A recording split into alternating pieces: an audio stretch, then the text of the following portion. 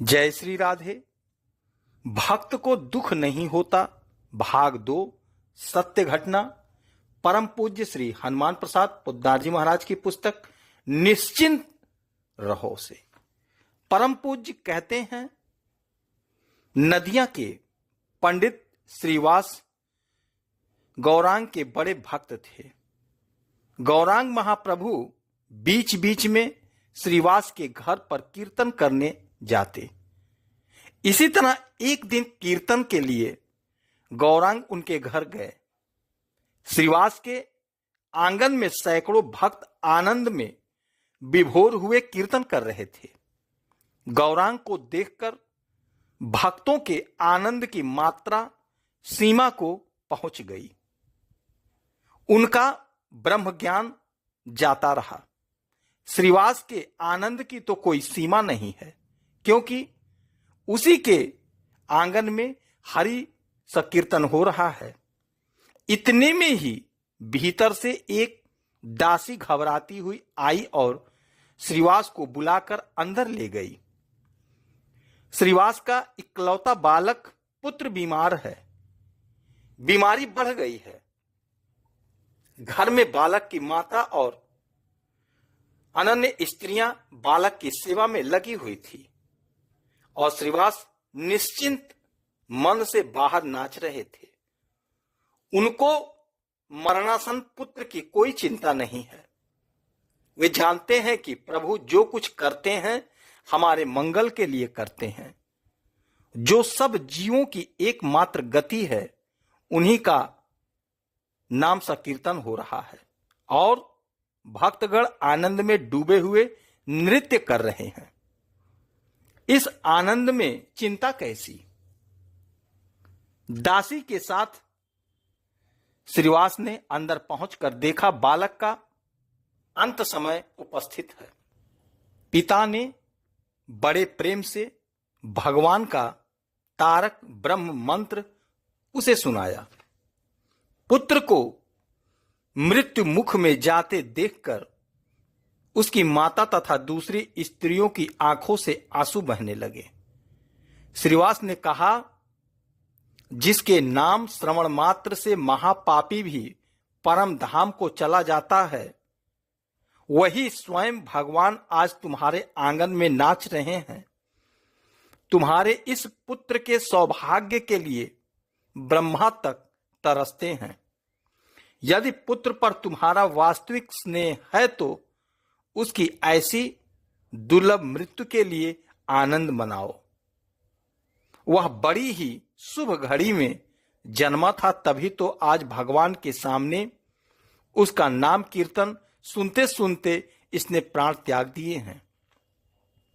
मेरा मन तो आज आनंद से उछल रहा है।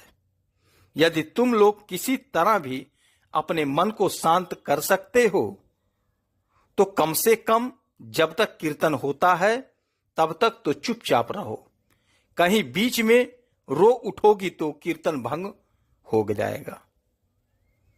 ब्राह्मणी ने पति के वचन मानकर दुख सह पुत्र शोक के आंसुओं को किसी तरह रोक लिया और दूसरी स्त्रियों के साथ वह पुत्र की लाश के पास बैठकर हरि नाम चिंतन करने लगी।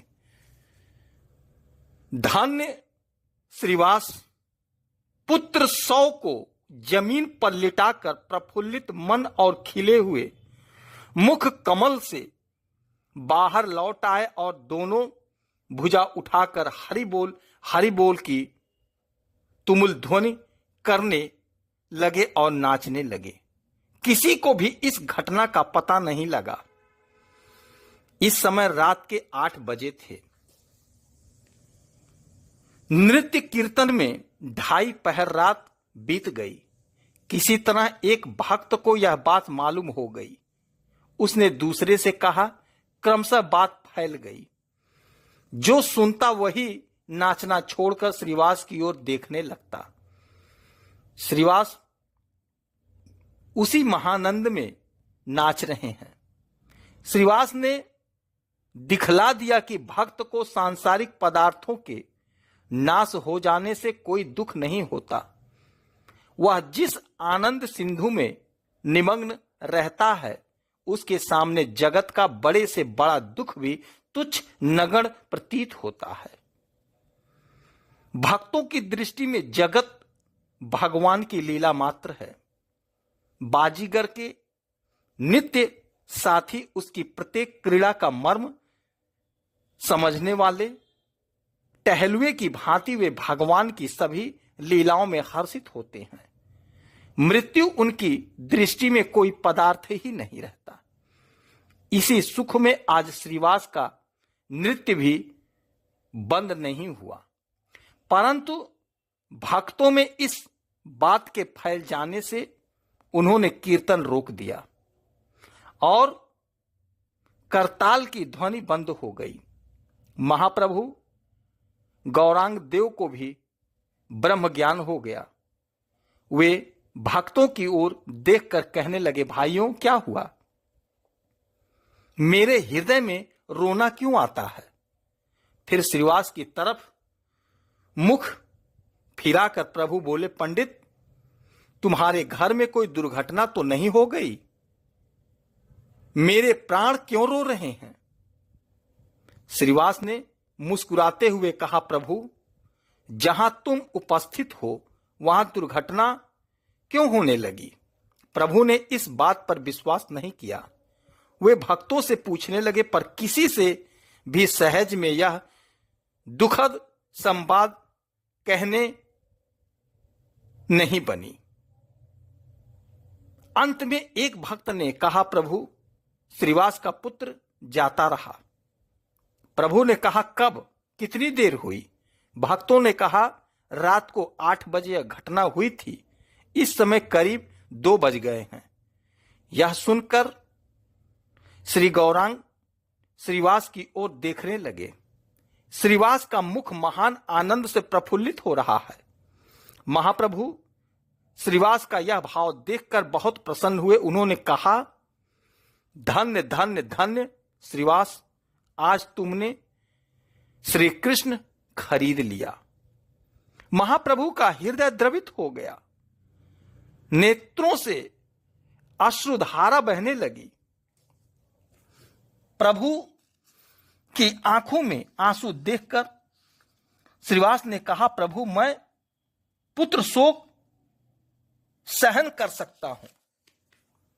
प्रभु मैं पुत्र शोक सहन कर सकता हूं, परंतु तुम्हारे नेत्रों में जल नहीं देख सकता।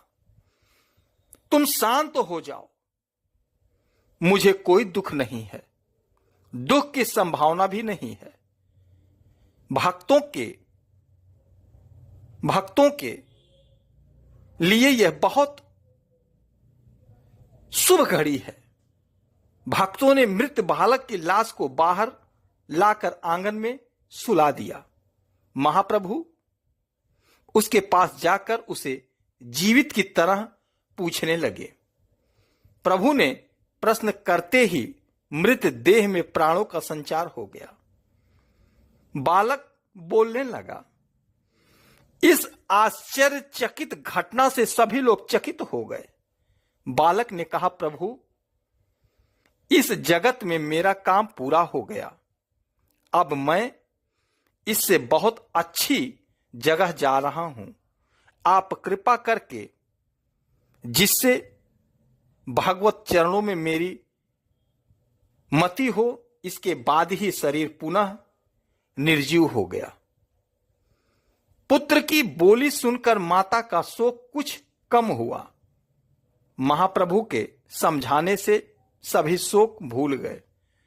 प्रभु कहने लगे, श्रीवास जब संसार में आए हो तब तुम्हें भी सांसारिक नियमों के अधीन ही रहना होगा, परंतु दूसरे लोग इससे कठिन नियमों को क्लेश से सहते हैं।